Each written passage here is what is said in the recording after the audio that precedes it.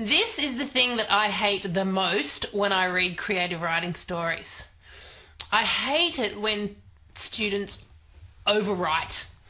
And when I say overwrite, I mean that they give so much detail, so many adjectives, so many adverbs to describe what they're writing about that you can barely get through to the sense of what the story is through all of the language that's just bombarding you all the time.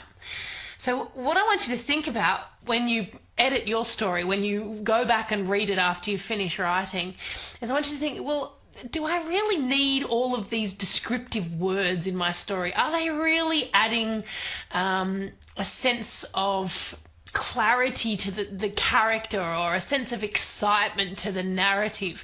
Are they fulfilling the function that I think they are?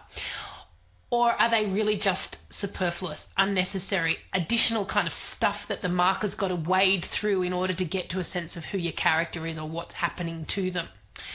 A lot of students like to use adjectives and adverbs because they think it makes their writing sound more sophisticated.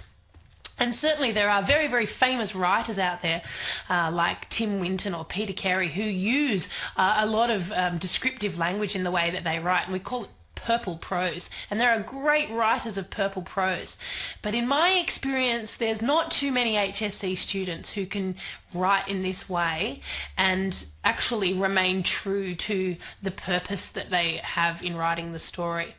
So be very, very critical of your own use or overuse of adjectives and adverbs, and cut out what doesn't need to be there. And if you practice doing that as you go through your lead up to the HSC and your preparation of different narratives, if you practice cutting that out now, then you can really streamline your writing, and it means that you can develop your character more, you can move through the narrative in a more sort of swift and meaningful way rather than getting bogged down in too much description.